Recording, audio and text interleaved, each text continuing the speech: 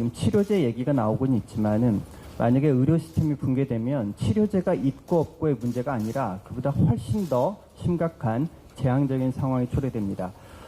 그래서 이제 감염병 대유행 시에는 데이터를 기반으로 해서 효율적으로 병상 운영을 해서 의료 시스템 붕괴를 막거나 최소한 지연시키는 게 가장 중요합니다.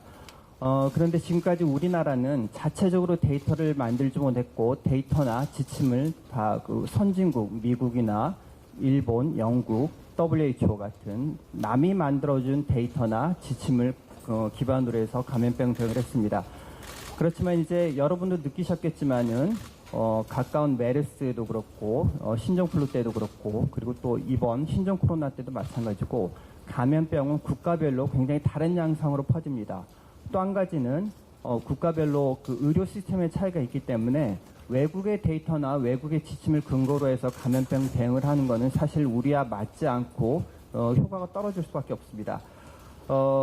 그래서 저희 국립중앙의료원이 신종감염병 중앙임상위원회를 조직하고 운영하는 것도 우리에게 필요한 우리 데이터를 만들어서 좀 더 과학적이고 효율적인 감염병 대응을 하자는 데 중요한 이유가 있습니다.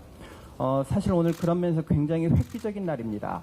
우리가 대규모 감염병이 터졌을 때 우리 데이터를 만들어서 그걸 기반으로 해서 감염병 대응을 어떻게 했으면 좋겠다라는 제안을 하는 거는 우리나라에서 처음 있는 일입니다.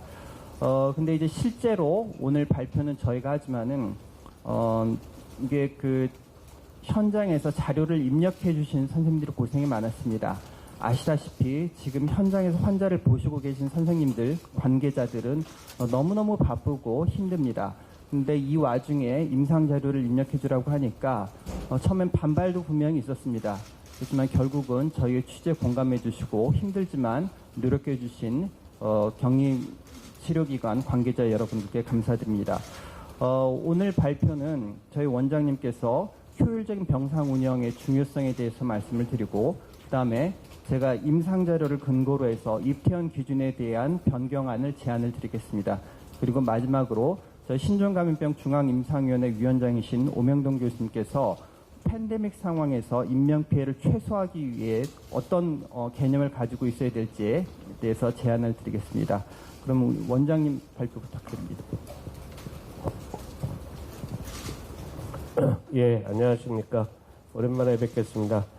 오늘 이렇게 굉장히 무더운 날씨인데요. 특히 일요일 날 일을 만들어 드린 것 같아서 송구스럽기도 하고 또 감사드립니다.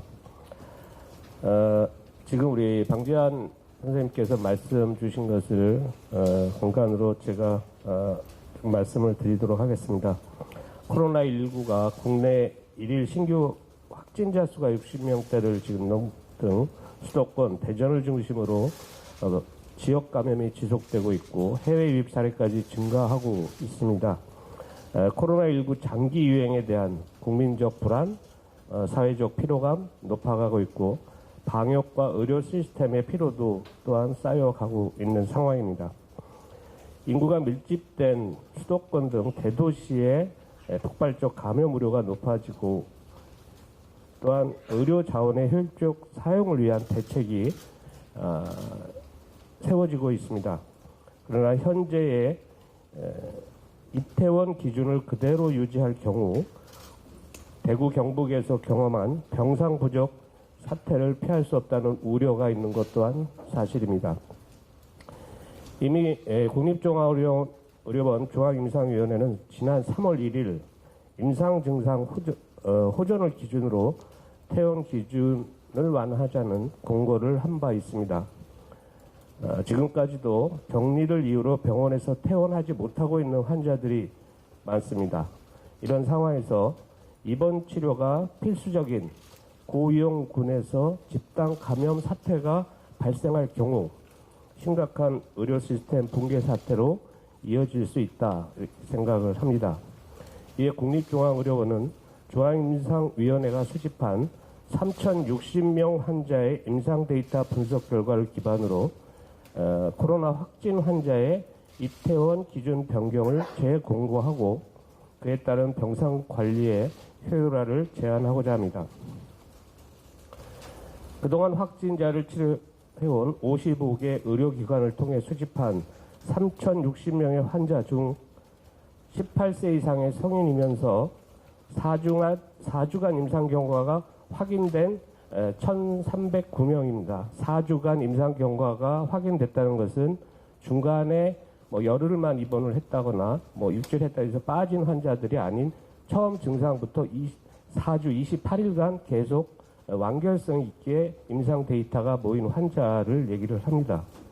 여기 임상 기록을 분석한 결과 저위험도 환자의 경우 입원 퇴원 기준의 변화만으로 입원 일수를 50% 이상 줄일 수 있는 것으로 확인되었습니다.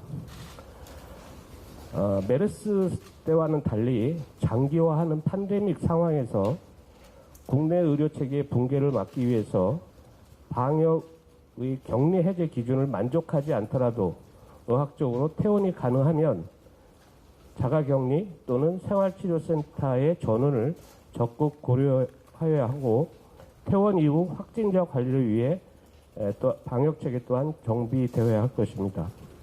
확진자 발생 수에 따라 공공병원을 중심으로 현재 감염병 전담병원 지정과 해제를 반복하고 있는데 그렇게 효과적인 대안일 수 있을까 하는 데는 의문이 있습니다. 그 이유는 코로나 환자뿐만 아니라 코로나19 이외의 응급 환자나 건강 취약계층의 환자에 대한 의료 접근성을 떨어뜨려 이들의 피해를 가중시킬 수 있기 때문입니다.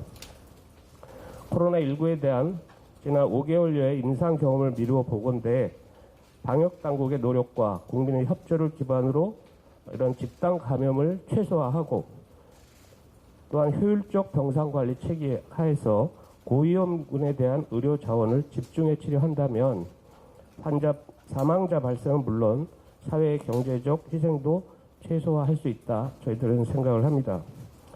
앞서 말씀드린 대로 해외 사례에 의존한 대책들이 우리는 그동안 많이 있었습니다.